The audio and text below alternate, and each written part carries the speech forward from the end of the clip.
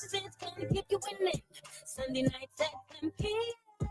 On the air and each is calling.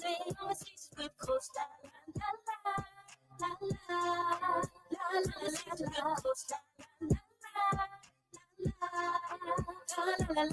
If you got something on your mind, you can call in, you can hit a line. She the realest, oh, she the realest. You can tap in, never always get the business to empower you so that you can do every and anything that you want to. Kicking in with Coach Allen, it's time to listen to conversations that's gonna keep you winning. Sunday nights at 10 p.m. On the air and each is calling. Conversations with Coach La La La La La La La La La La Coach La La La La La La La.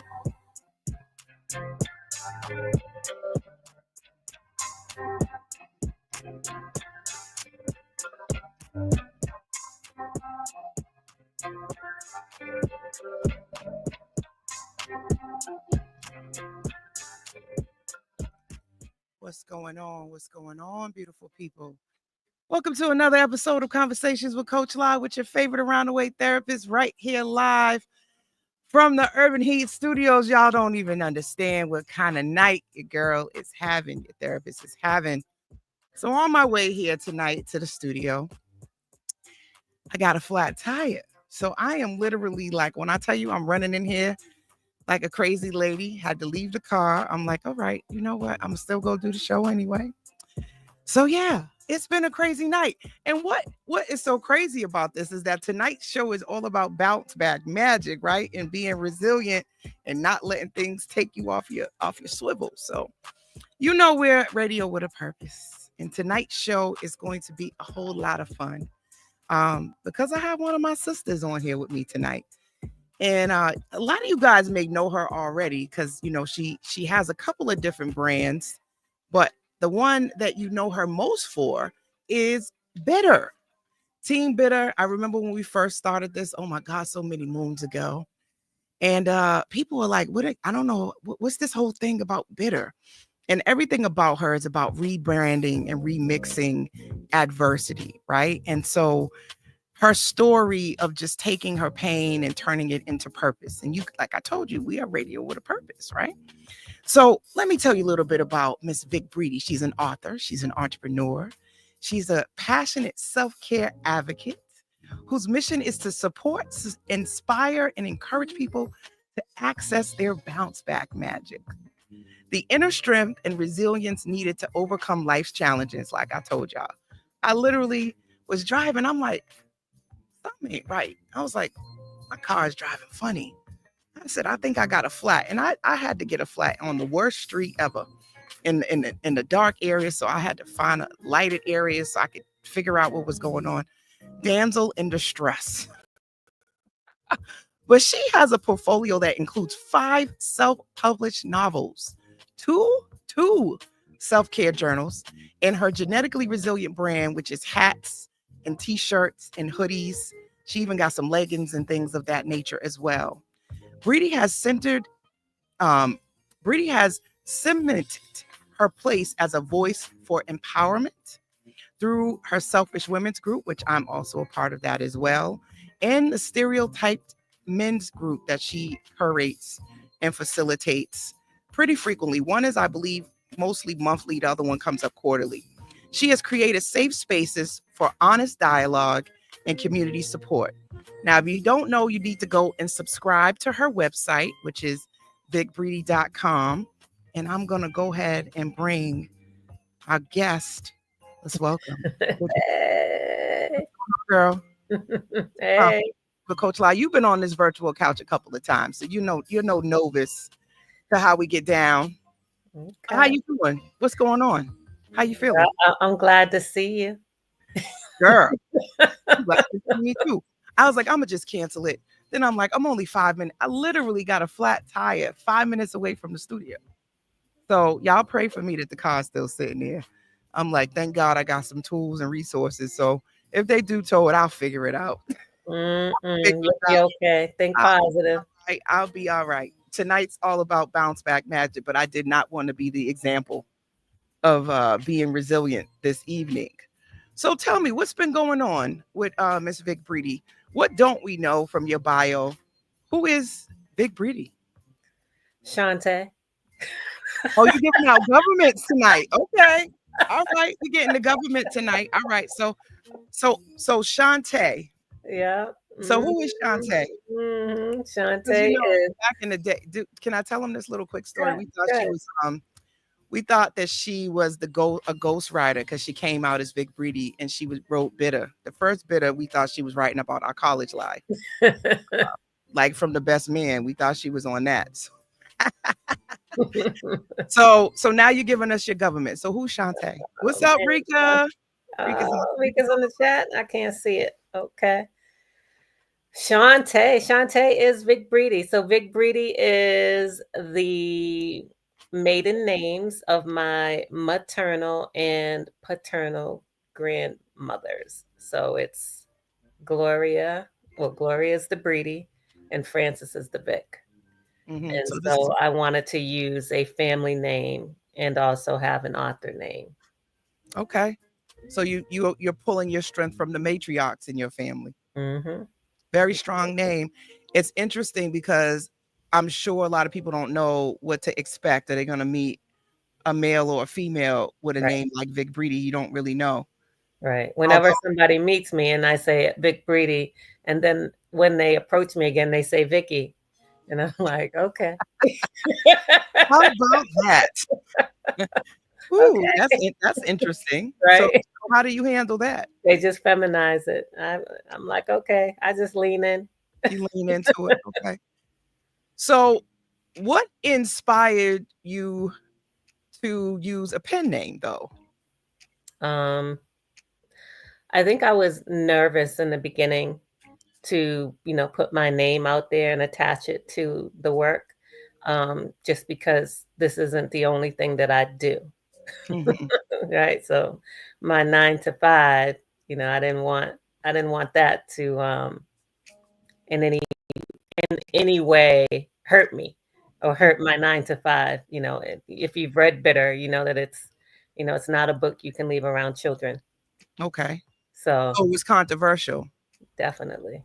So when you think about that, do you have any, I don't want to use the word regrets, but would you do things differently? Nah, nope. You would still do the same thing. You would still use a pen name.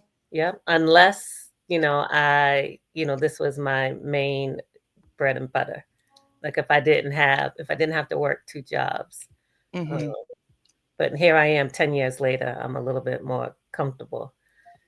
But so that brings me to this idea of having an authentic voice, right? And working in corporate America, being a woman of color, having to use a pen name for wanting to be safe. Mm-hmm. And I'm assuming you didn't want it to threaten your livelihood. Right.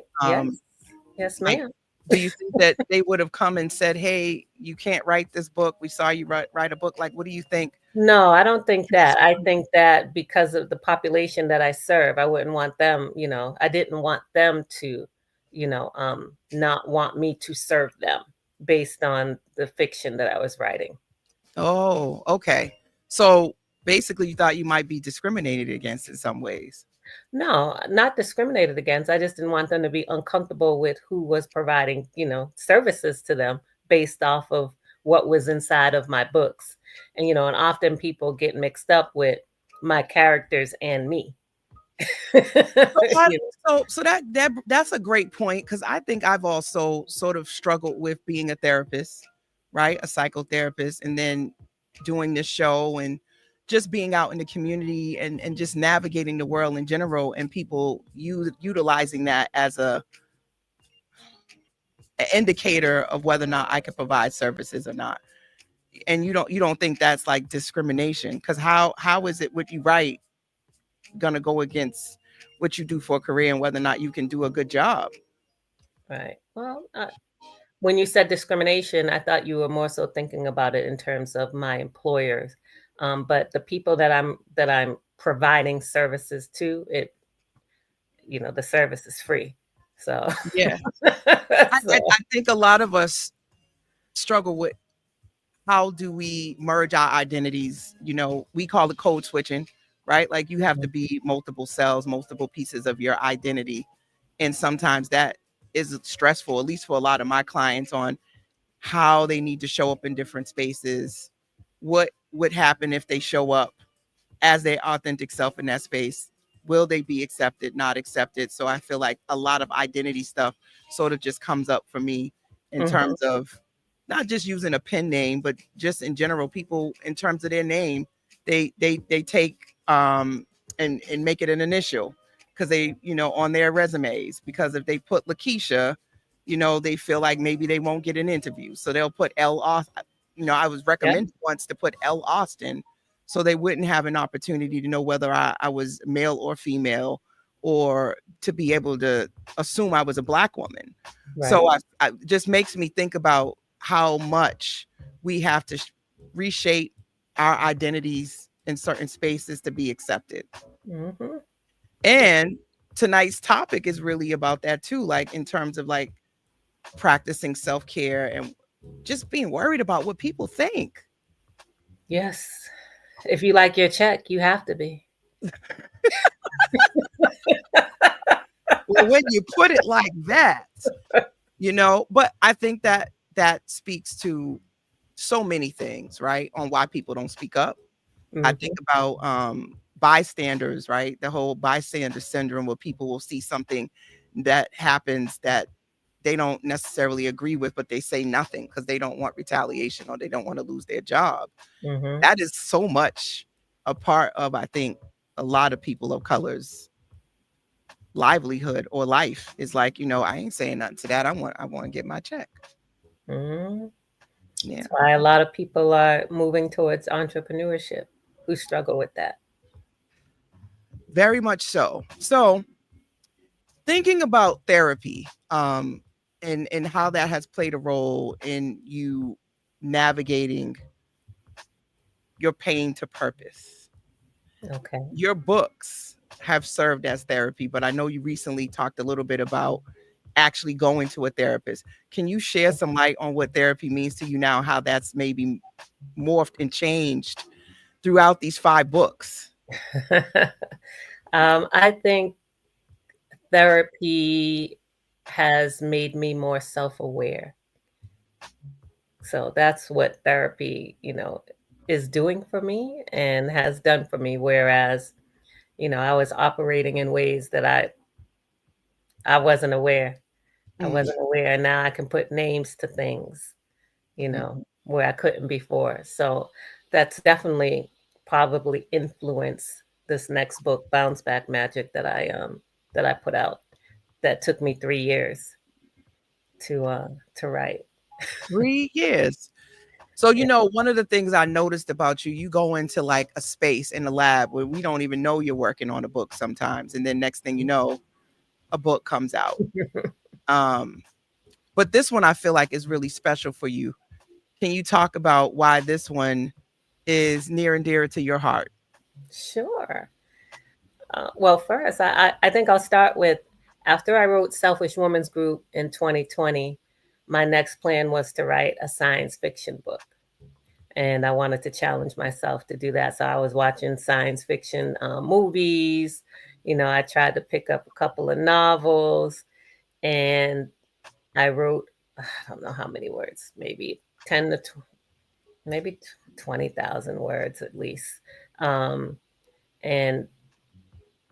it was just like, I want to say it was like too hard. And I don't mean too hard to write, just too hard for me to think outside of reality. It was almost as if I couldn't imagine it. It was too laborious. And I was like, this is not what writing is for me. Like, if I got to struggle this hard with it, that's not something that I'm ready to do right now, because writing for me is therapeutic. And, nothing about that was making me feel good. And so I threw it out and got stuck. I wasn't stuck on content, but stuck in terms of like motivation.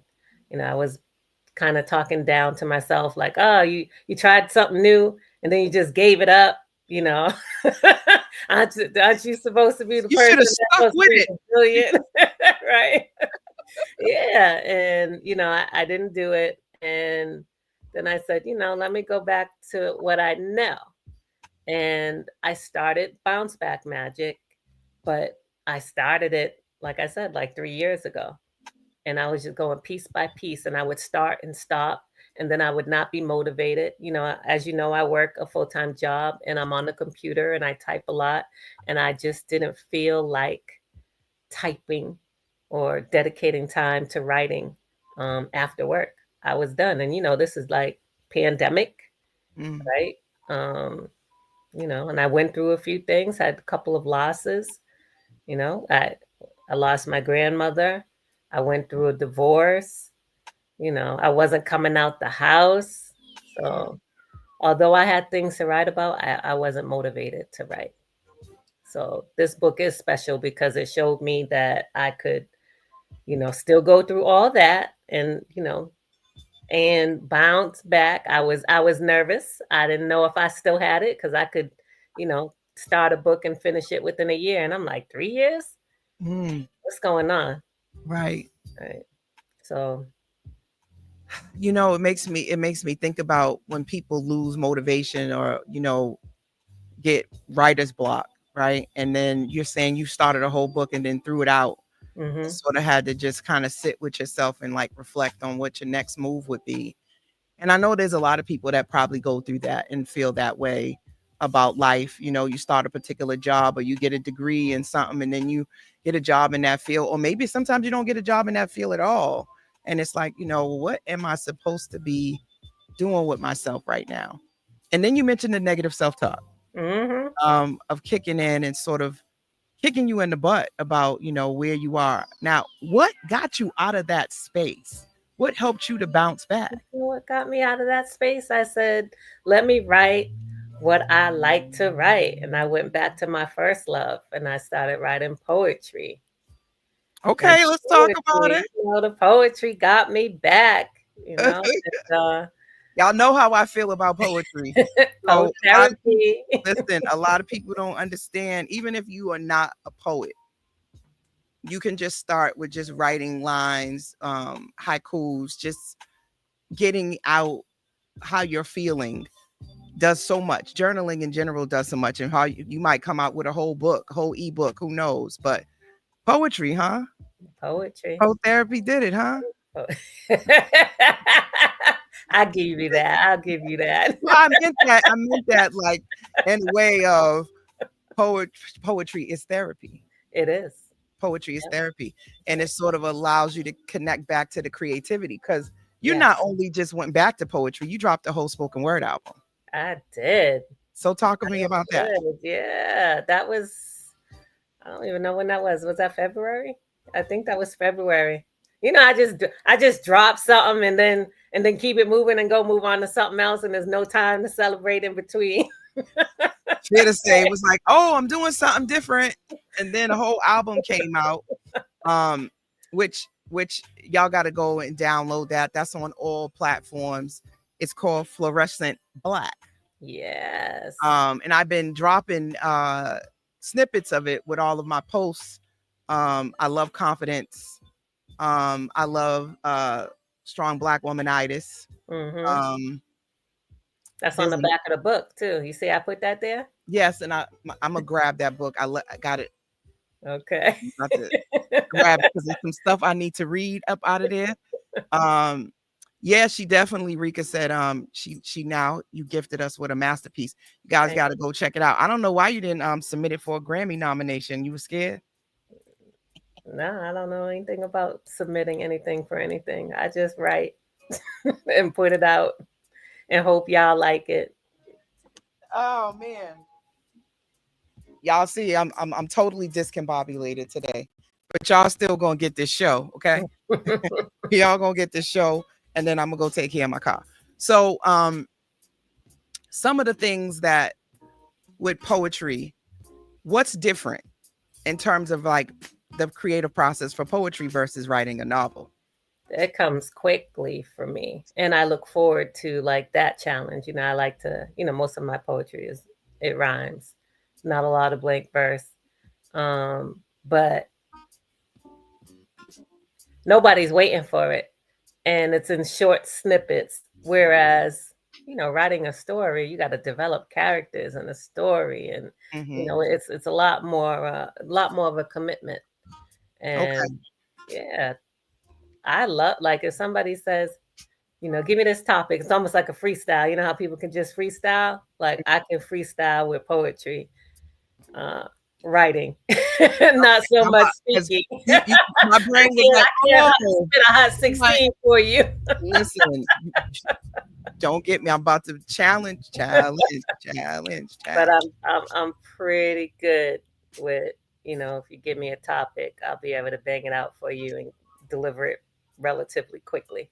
Turn around. Yes. Anaye Music, she has a song called Colors. Oh yeah. She put out a challenge for that, and I attempted to do that, and I don't know, it wasn't coming to me the way I wanted, but you put out something real dope. Real quick too. I was like, okay.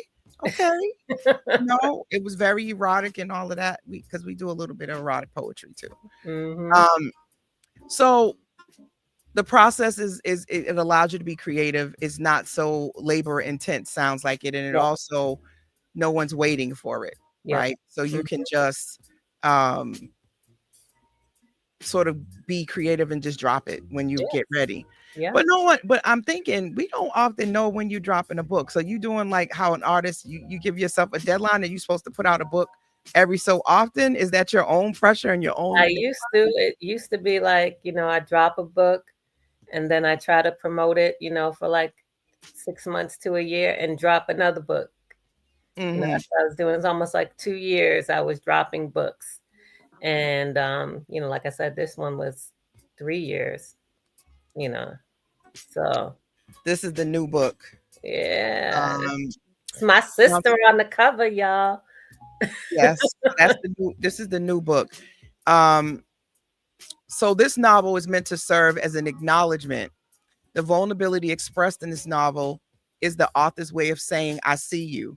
This three-way conversation between the author, the character, and the reader is a creative outlet that encourages Black women to prioritize self-care, to do what it takes to feel whole, to feel fulfilled, and to find balance. Okay, now bounce back magic. So there's 3 women in this book. You always have a characters. There's always character development. I noticed that. And I'm always intrigued by how you take us through their life story. So in this one, we have Soul. Yep. Afro-Latina. Isha. Yep. And Amina. Yep. And the intersection of their sisterhood and their friendship and the adversities that they are going through, which I would say is a lot of trying to find themselves, their voice, identity. So tell me, how do you go about developing these characters? Because you have a really unique way that you do that. Yeah. So I don't usually like name the characters. I usually start with the emotion, like what I want or the problem, so like say for Amina, it would be like, all right, Amina is that's for abandonment. And then that keeps me focused on what her storyline is. Isha was insecure, that keeps me with her storyline.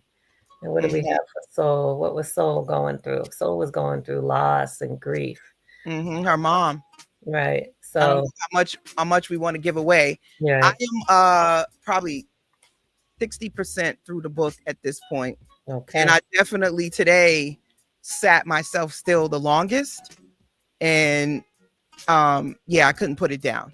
Like before I was distracted trying to read it. But today I actually said, okay, I'm gonna give myself an hour and I'm gonna read for an hour, take a break.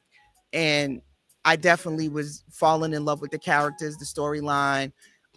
You do a really nice job with visually putting us into their lives. Like Soul is going through the loss and how that loss manifested into depression and what that depression looked like and how it showed up was so well you articulated it so well that you really could like experience it with her, even down to her like now being in her car and living in her storage unit. Like I was like, I could see her in the storage unit. Mm-hmm. So trying to figure out where she was gonna shower. Like it really is some real life stories that either people have gone through or maybe even you've gone through it yourself.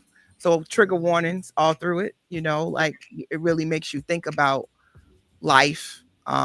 Also bringing it back to COVID. Colorism is, Yes. referenced in there as well. Loneliness, dating, so much that as a woman, I could relate to all three characters.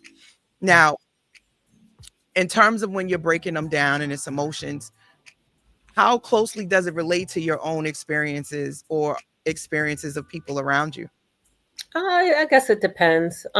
Usually it's so I keep a book, a small book that I write in when I'm thinking of things. I might be watching something on TV, or something might happen in front of me, or something might have happened to me, or almost happened to me, and I'll think in my head, I'm like, yo, that could have, really went left. Imagine if it went left, and then I write myself a note, to do that. So as far as I feel like everything is a piece of me, right? Because I'm either drawing from something within me, or from something that happened around me.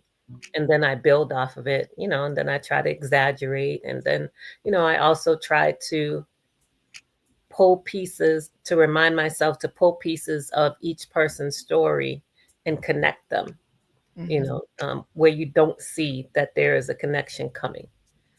All of my stories, if you're somebody who's read all or most of my books, you know that I always have black history, something black in there. I always have some type of disease in there. I usually have three, characters that I draw from, and I usually have another character who has a voice but never has their own, say like cat. They are Like only Veronica. stories told, right? Exactly, Veronica. So you know who Veronica is, but she doesn't have her own chapters. Mm-mm. I She's do just that. interwoven into all of their lives, Yes. um, like a connector. Yeah.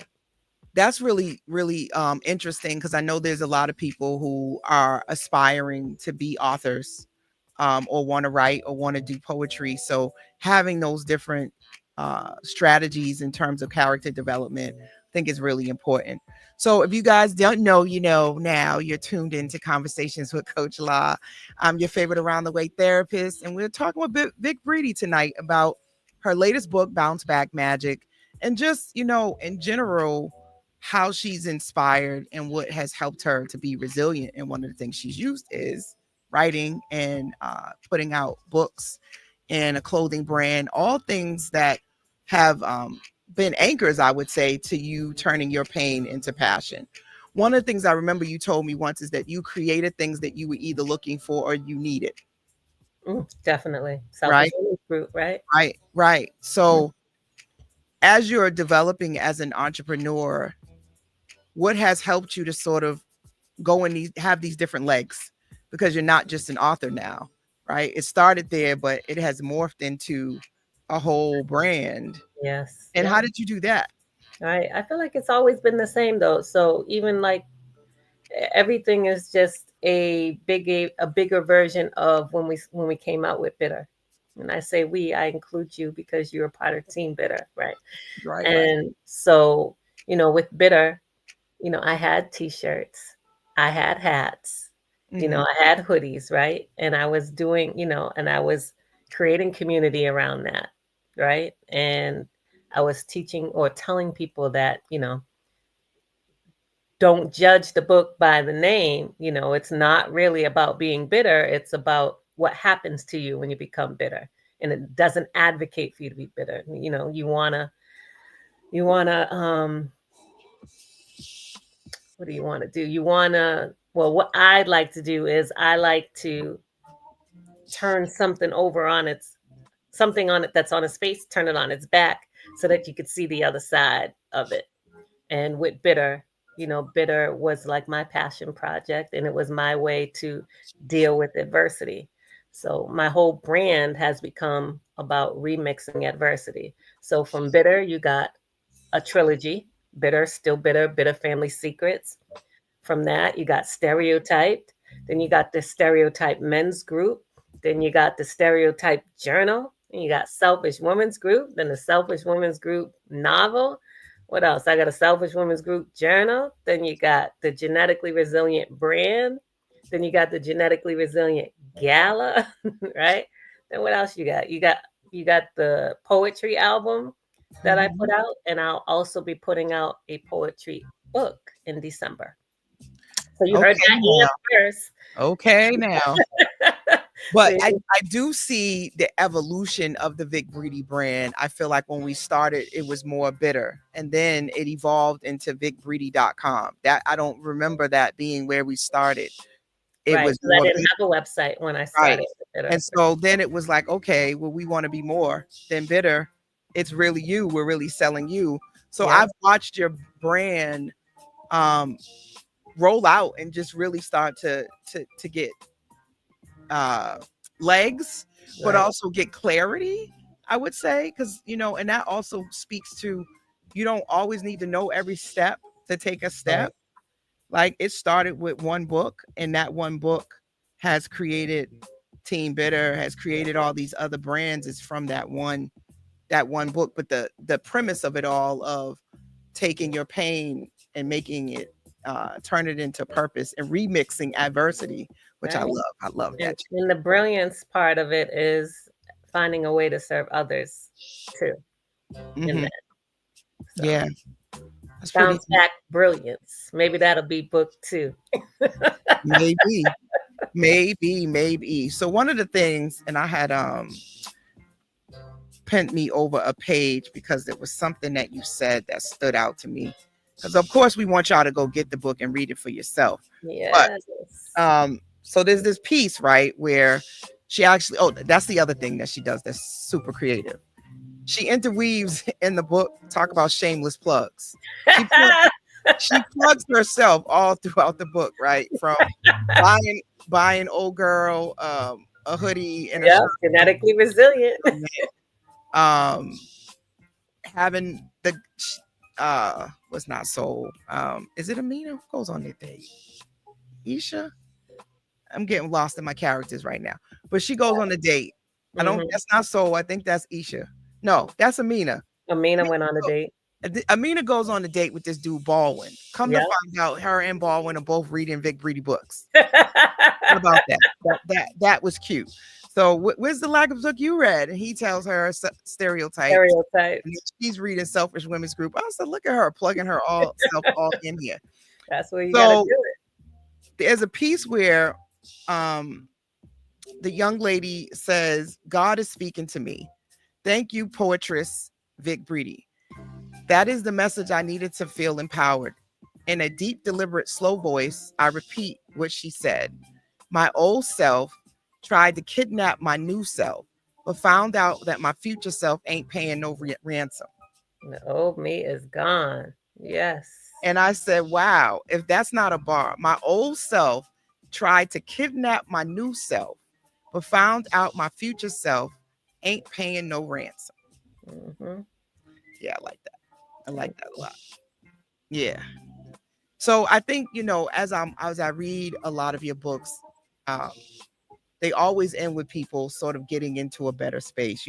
And that I don't know what's going to happen yet. We can't tell them, but I'm looking forward to see how they overcome, how they bounce back.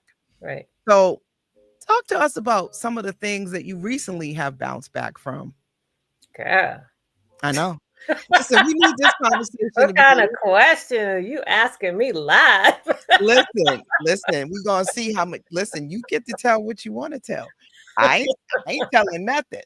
I just want to know. Because you say you write and you create things that you need. So I'm sure that this book, similar to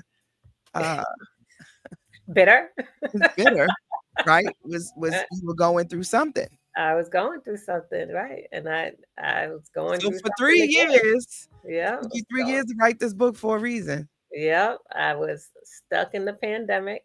I was one of those people who were real extra about the pandemic. It wasn't going anywhere, wasn't having a lot of people come through, kept my son home, masked up. I didn't really come back out until 2.5 years later.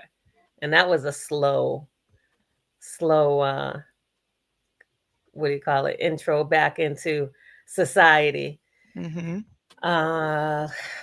Lost my grandmother in 2020. That would be Frances Vick. So that's the Vick of the Vick Breedy. And, that was difficult because back in 2017, remember, I started Genetically Resilient and Selfish Women's Group because I became a caretaker or healthcare proxy for my grandmother, and I was on autopilot. I started the group because I needed a self-care group for myself, right? And I also wanted to celebrate, her resilience, my family's resilience, Black people's resilience, anybody who has gone through something and bounced back. And so that's where I came up with Genetically Resilient. All that happened in 2017. And then in 2020, she passed away after having like bounced back. So that hit the family hard. And that was also, a reason why there was like no motivation to write or to do anything, at least at that time. And then I also was married and divorced in that same short period of time. And that was also unpleasant, an unpleasant experience. Mm-hmm. And then shit, that's enough. Never mind. And then I feel like that alone, that's Listen, enough.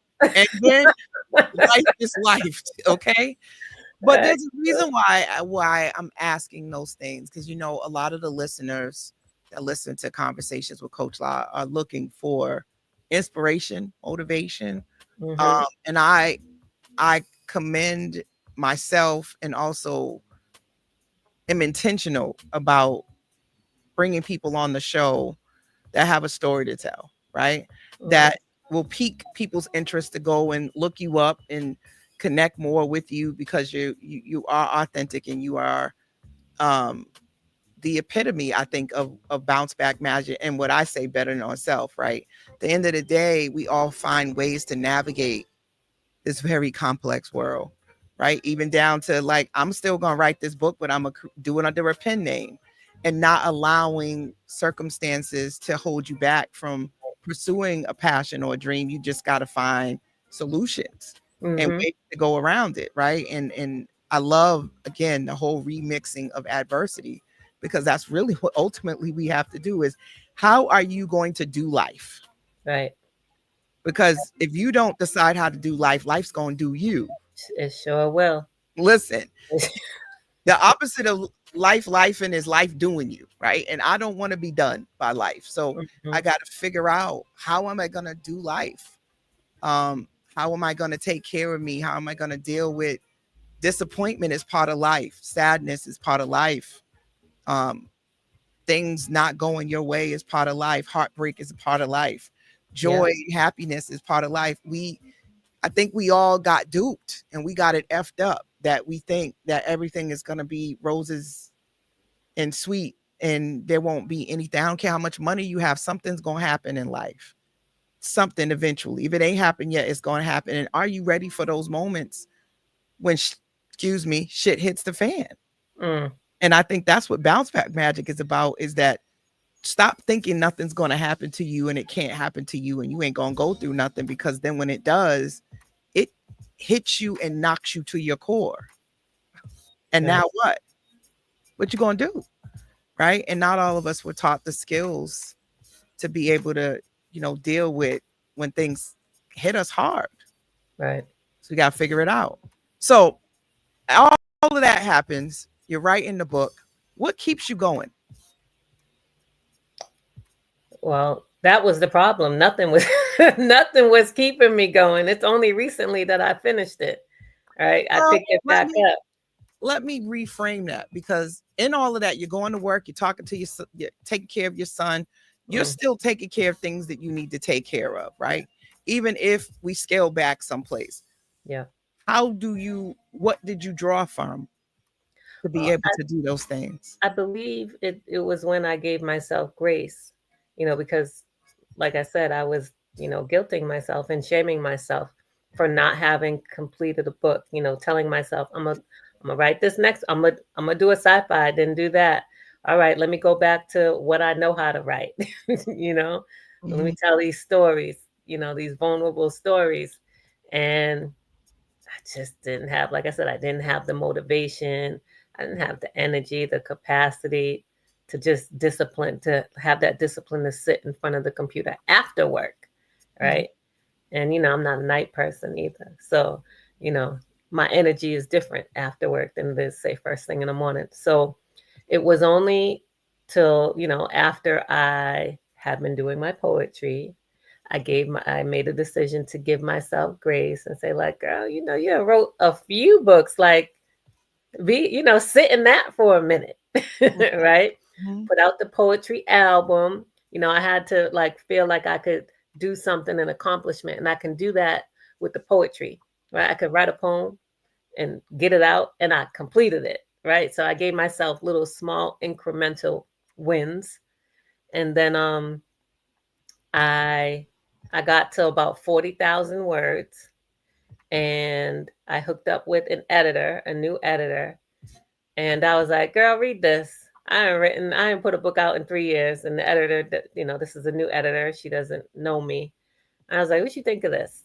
And I felt like I would get, an honest opinion, almost like my first Amazon review from Bitter when I first came out that wasn't a friend or a family member. It was affirming, so she felt that it was good. And now I had somebody to kind of not that she was waiting on it, but somebody to like, I wrote 5,000 more words, girl, come read it. Like a little nudge. Yeah. So that was helpful. I think that you make a really good point about support. And you actually touch on that in Bounce Back Magic a lot. because Soul, the character, took so long to really open up. Yes. And it took that hug from Amina. Yeah. Don't tell the whole story, girl. I need people to read this book. Yeah. I'm giving y'all nuggets, right? These little nuggets. But sometimes it's these little gestures, these little moments of kindness, of grace, of self-compassion that we can give each other that makes all the difference. That's why I bring that up. Yes. Right. Definitely. Those little reach outs, those little things, right? Where, like they say, check on your strong friends. Yes. Sometimes when people get quiet, they're getting quiet because they're going through something. There's something happening, right? Or even when people get real busy, sometimes that's a sign too. Yeah. Yeah. That's it. That's how I got it done. Somebody was actually looking for it. Yeah, a nudge. But I think even you saying, hey, take a look at this was the first opening of that door to invite her in. And sometimes we got to be able to invite people in to let them know we want that feedback or that we're receptive to that hug or that check-in, right? Because sometimes we don't leave space for people to do that. Right. And we take a risk. Like Amina took a risk that moment when she did that. They both did. And, and I was like, oh, that was heavy. Okay. But I love that moment. That was one of my favorite moments so far. I really do appreciate your books, and it has caused me to sit still. And I think those of us that do a lot need to sit still sometimes, even for 15 minutes and read, and just sit still and allow yourself to be in another place. I think reading is very different than watching a movie or being on your phone. It engages a different part of your brain. So I encourage people, to pick something up that you enjoy reading. And these books are very good. I tell you no lie. Breedy book. Listen, I tell you no lie. Go look at the reviews for yourself. I know this is my girl, so at the end of the day, I'm always going to love everything she does. But real talk, if it was sucked, we got that relationship. I would be like, girl, no. But all her books are good. Thank I you. haven't read a bad one yet.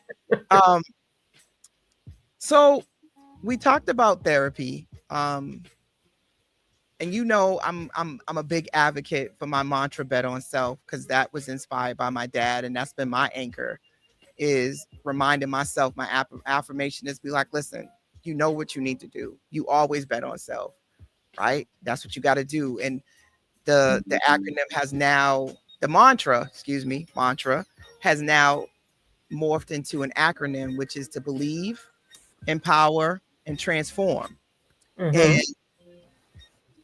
as I think about your journey, I can pinpoint different things as being your friend where I feel like you've bet on yourself. Okay. But I also know that there's a lot of quiet bet on self moments that no one sees. Okay. Right? And so I'm What you want curious. to know? What you want to know? I'm curious, like things we can't see. Because of course you see the book and somebody can be like, oh, well, she started her brand. She's betting on self. And I see her taking care of her grandmother. And there's certain stuff you have let us see because of being a public figure. What about those quiet bet on self moments? Those moments that no one else sees except for you and the man upstairs, God, the universe. Those silent moments. Are you comfortable talking about those moments that you have to dig deep? I gotta think about what those are.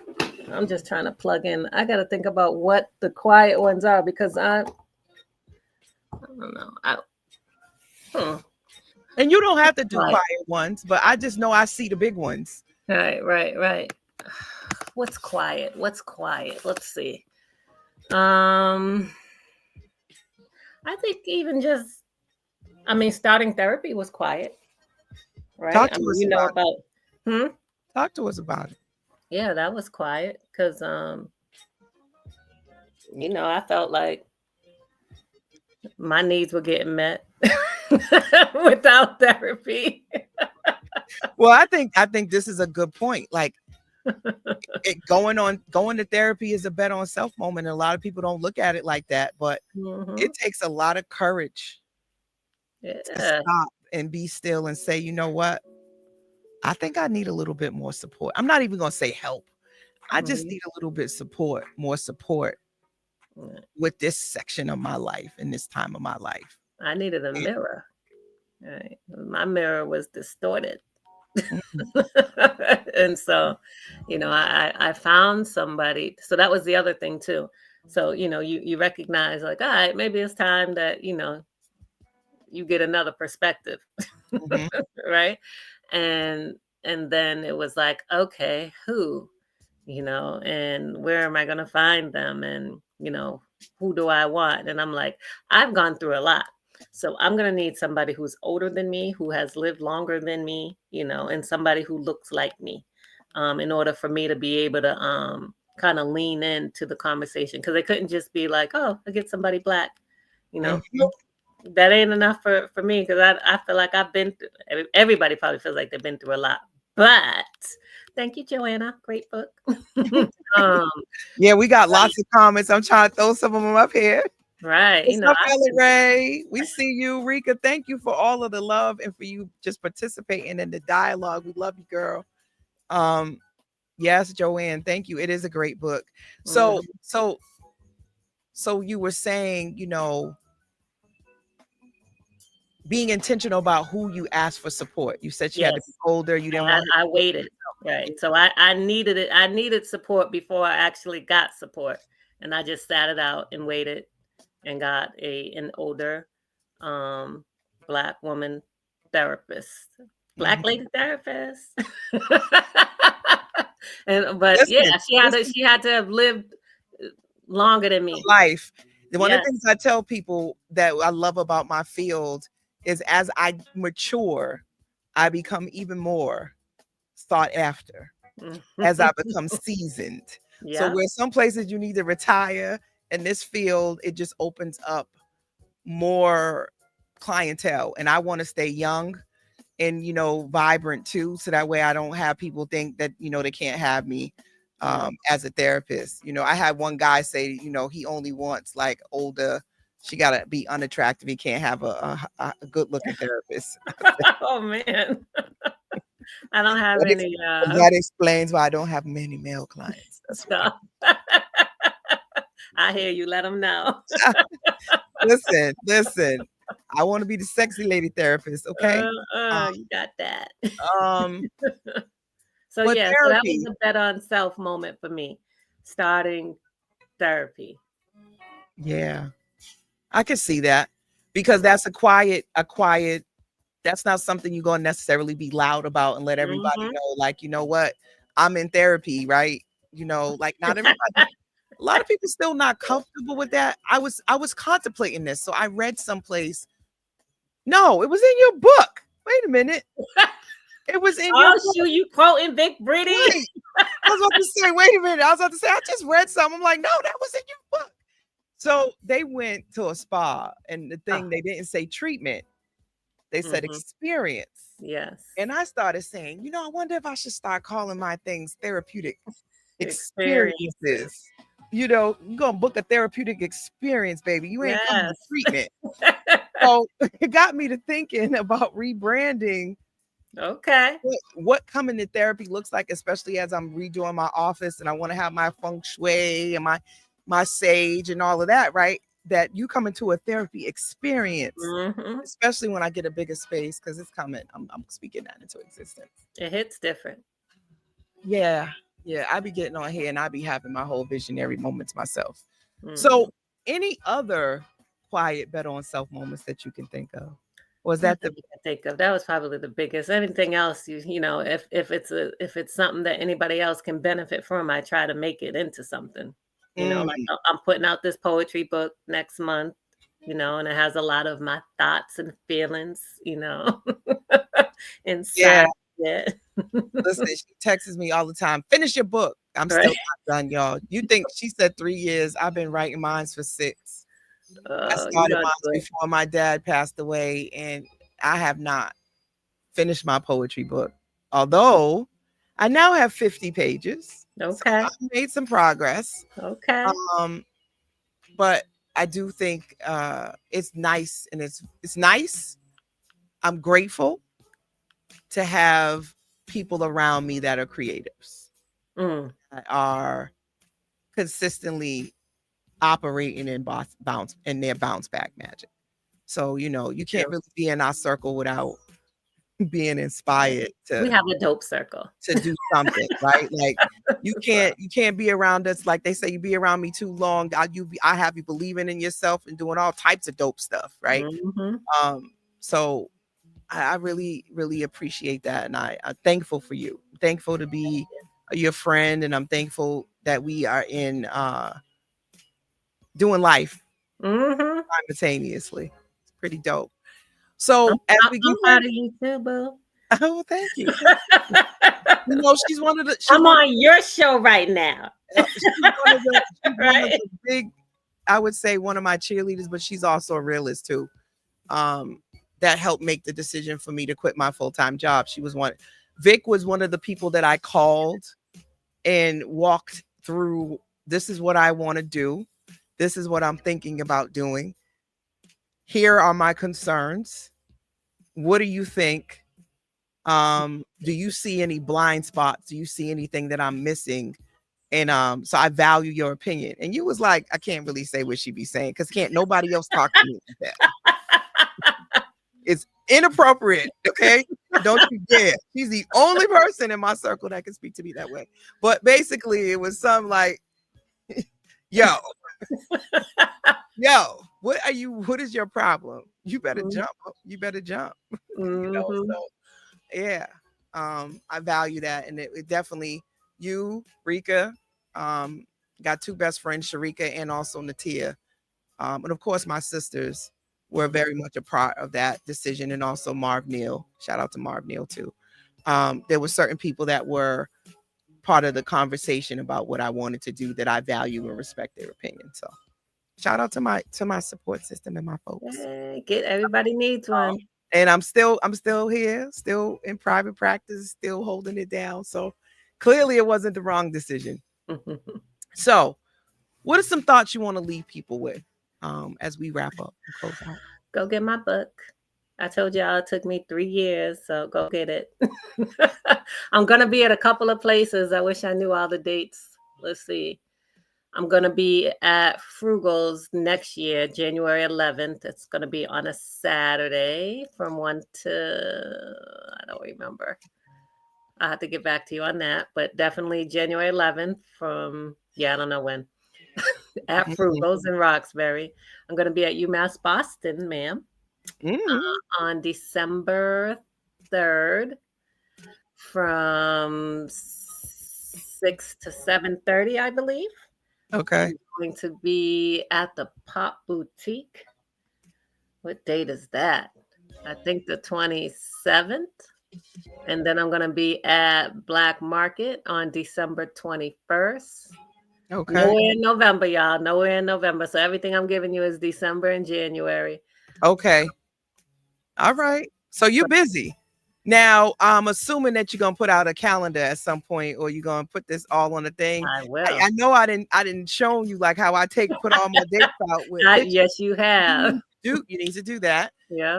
And it will be on www.vickbreedy.com, which is where you can find all things Vick Breedy. Yes. You can also find out about our upcoming Selfish Women's Group, which is in January 12th, and our men's group is January 11th. Okay, so those are free.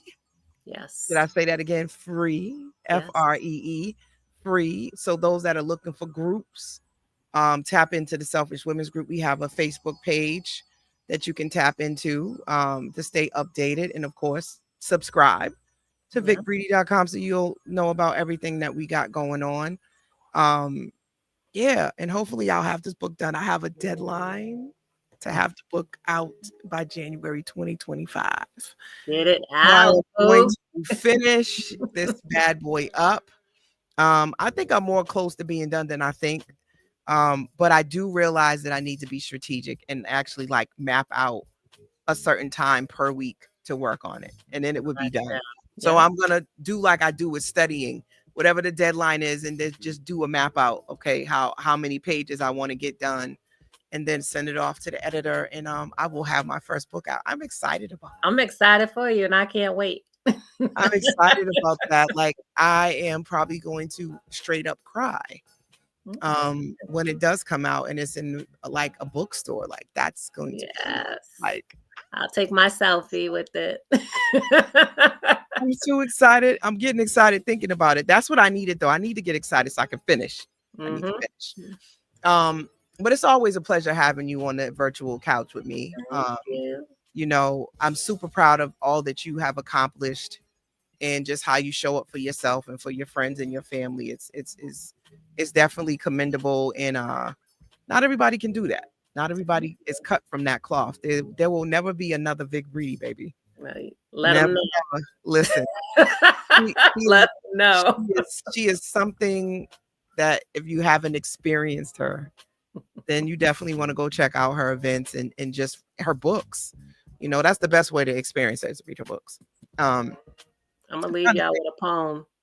Okay, please. All right, I'm gonna leave y'all with the poem that's on the back of this book. Go get this book. It should speak to you, especially if you're a Black woman, Afro-Latino Black woman. Let's get it. Strong Black Womanitis. Let's see here. Intersectionally paying the cost. Socioeconomically forced to be the boss. I'm talking about Black woman.